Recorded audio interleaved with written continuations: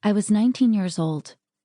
The head of the eating disorder unit at the Midway Medical Center in Los Angeles beseeched and berated me as I signed my own discharge papers. "You'll come crawling back," he said. "You're sick. We've seen this hundreds of times. You need to be here. If you leave..." I had completed less than a week of the 6-week intensive inpatient program after years of spending day after day stuffing myself in order to vomit again. Bulimia is the willing, sort of, conscious, sort of, controlled, not really, purposeful vomiting after ingesting large quantities of food. I wasn't even interested in the food. I just needed something to throw up. Sometimes food, sometimes gallons of water. My psychiatrist had put me in the hospital for the second time in 4 months.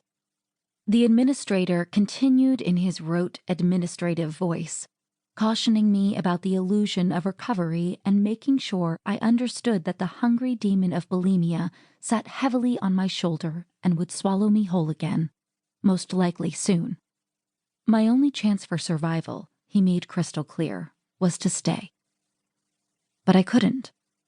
Nurses peering into open bathrooms to be sure I was peeing and not throwing up, never having even the privacy of a closed door, had rendered me exhausted and constipated. I felt like someone in a prison scene out of a Dickens novel or a group therapy scene from One Flew Over the Cuckoo's Nest. This was not the place for me. I have to leave. I told him the day before. "You can't. It's a 6-week program. You're sick and you need to be here." Finally, he acquiesced, but as I filled out the forms and checked the boxes about taking full responsibility for my own life, not holding the hospital liable, and acknowledging I was going against his professional advice, his voice changed. "I guarantee you'll be back, crawling on your hands and knees." I walked out onto Olympic Boulevard knowing I would never go back there. And I knew I was in deep trouble. I had grown up in a land of privilege, in the coveted world of Hollywood. We lived in Studio City, just up the hill from Universal Studios.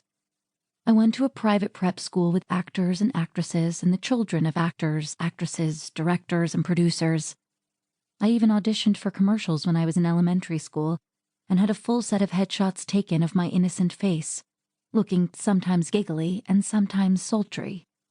I spent innumerable hours exclaiming, "Moist and chewy, it's delicious," in every possible permutation of speed, tone, emphasis, and pitch as I joined a child star friend for commercial acting classes at his house.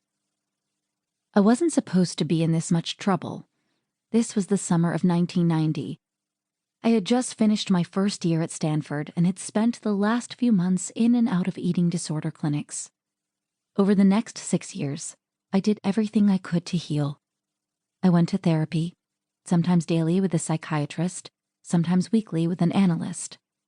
I took Prozac and Zoloft, selective serotonin reuptake inhibitors that have shown great potential for treating depression, anxiety, addictions, and eating disorders. I hit baseball bats into pillows until my arms felt like noodles, envisioning my father, who had sexually abused and then abandoned me. I recorded my dreams and tried to make sense of them. I completed my bachelor's degree and the first half of a PhD program in psychology. I went to Overeaters Anonymous, the 12-step program for people with addictions to eating or to starving themselves or to eating and then throwing up. "Hi, I'm bulimic," I would say at the start of the few meetings I attended before realizing it was not the right program for me. The required admission of my own powerlessness and surrender to a higher power gave me exactly the excuse I needed to continue to throw up. My higher power was taking a nap and didn't come through for me, I'd say to my sponsor. Not my fault.